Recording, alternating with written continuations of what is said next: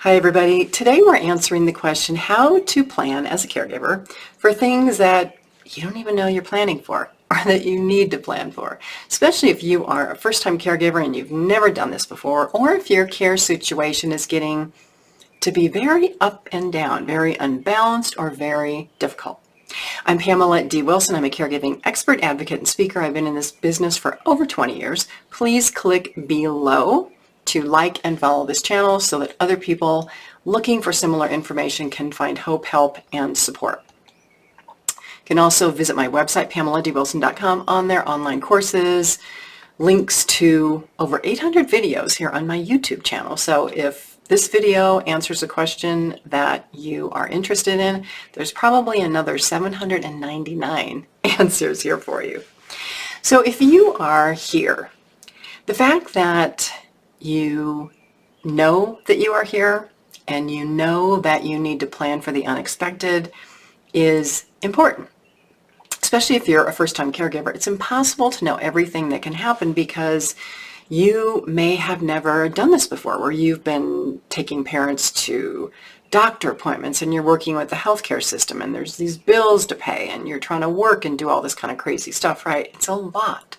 So I'm going to go through topics that caregivers commonly run into so that you don't feel that you are alone. And then at the end of this video, I will give a resource, a free resource that's on my website, where you can go and get a lot more information and support about all of these topics.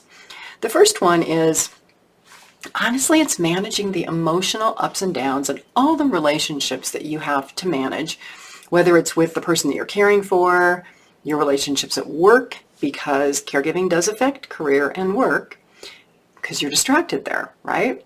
And relationships with your spouse, your children, everybody else in your life.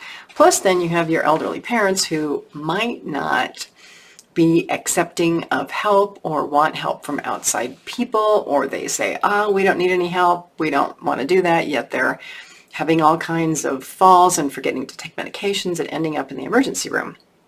So managing emotions is a huge topic in caregiving, not to mention the challenges on your life. You get burned out, you're exhausted, you're stressed, your siblings who are supposed to be helping don't show up to help out. The second one is what we're talking about in this video. So it's really creating strategies for aging parents. What are their care needs today? What are their care needs going to be in 6 months, in a year, in 2 years, and 5 years, so that you can kind of plan your level of involvement and ways to get outside care. Because what most caregivers do is they fall into this trap of thinking that you have to do it all and there's nobody else, because your parents are reinforcing these things, right? They're saying, oh, I don't want any caregiver but you, and if you can't do it, then we'll just go without help, we'll suffer, right?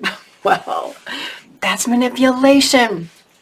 And that's why so many caregivers end up doing this year after year. And if you're a new caregiver, this is not a short-term thing. This could be for the rest of the life of your parents, which could be 1 year, 3 years, 5 years, 10 years, 15 years, 20 years, 25 years. It goes on and on and on and on. It never stops. It's kind of like the reverse of raising children, right? Your parents raised you. Look at what age you moved out of the house. Honestly, they were probably jumping for joy. Well, now it's the reverse. So think of, let's say you moved out of the house at 25. You can have 25 years of caring for your parents at the end of their life. It's a long time. Number 3, it's initiating conversations with people who are involved in the care of your parents. So taking your parents to doctor appointments, talking to your family about your parents' care needs, especially if your siblings are spread all over the country, right? And you're the primary caregiver and you're there and you're seeing all these crazy things. And your siblings are like, oh, it cannot possibly be that bad. Well, what do you do in those situations? I have answers. The next one, number 4, is trying to identify potential problems before they occur. So if you found this video, that's probably what you're looking to do. So there's things that you can watch with aging parents that are called their daily activities, ADLs and IADLs, that indicate that, okay, there's a change going on here. Parents are going to need more help. And I'll give you one example. There's more examples, again, in the resource that I will share at the end of this video. It's also linked below to my online course. So your aging parents are less physically able.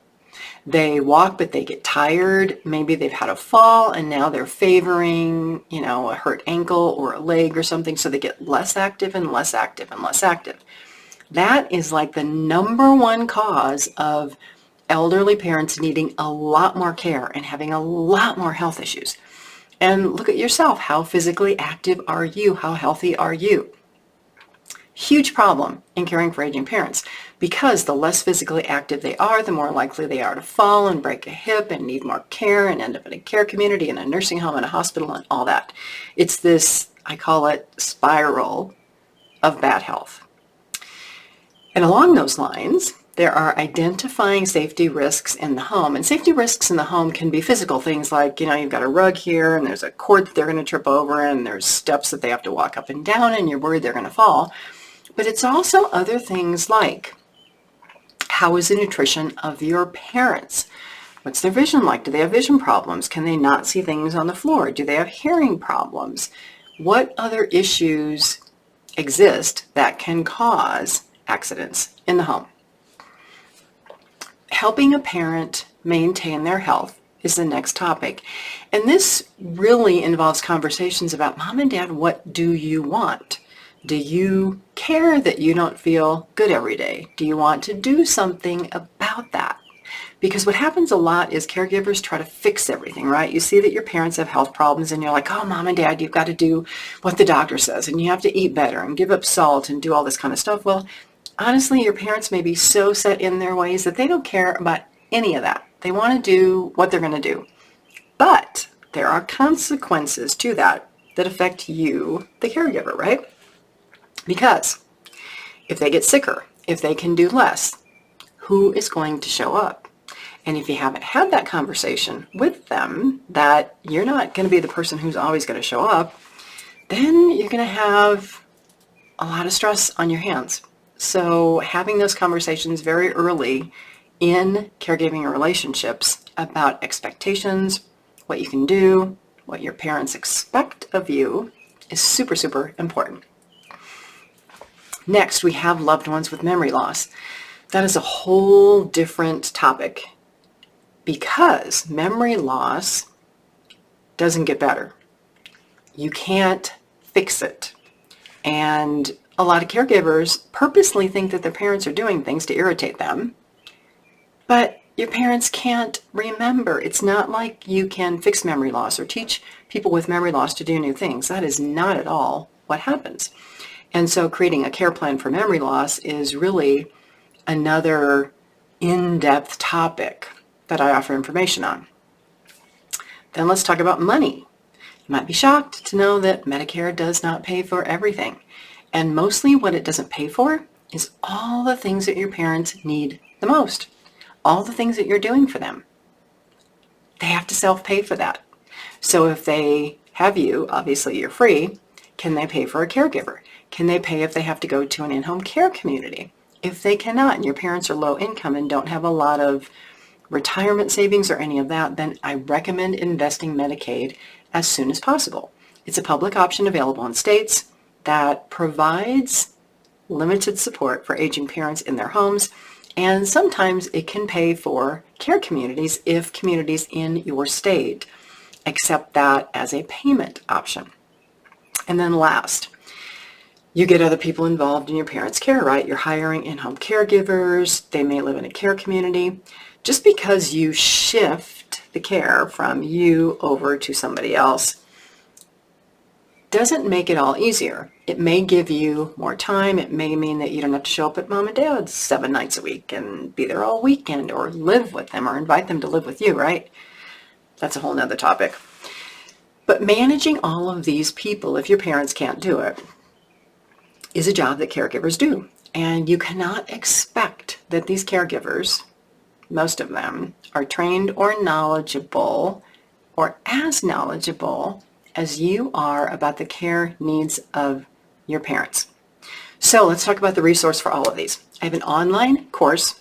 It's based on more than 20 years of my personal experience as a care manager, as a business owner of caregivers going into the home to take care of aging parents, as a medical financial power of attorney, court-appointed guardian, conservator, personal rep of the estate. I have extensive experience managing care for thousands of clients, helping families and caregivers through very difficult situations. So this online program, it's in webinar format. It's just like this video, and there are accompanying materials. So there are actually slides if you like slides to follow along. There are articles and documents that I recommend in the webinars. It's on my website. The link is below. There's 8 modules, and I kind of just gave you a review of all of them.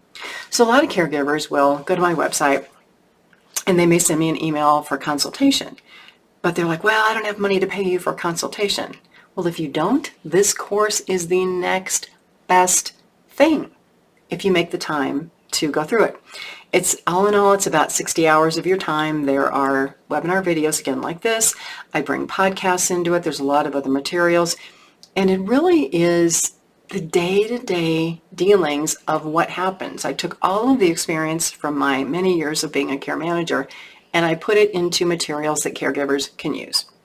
So again, please share this YouTube channel, like it, tell other people about it, tell other people about the course that is linked below. At least go check it out. You never know, there may be something there that can help you. I'm Pamela D Wilson. My website's PamelaDWilson.com. On there, a lot of hope, help, and support for caregivers and aging adults. Thanks for being here. Thanks for watching this video today. I look forward to seeing you again soon in another video.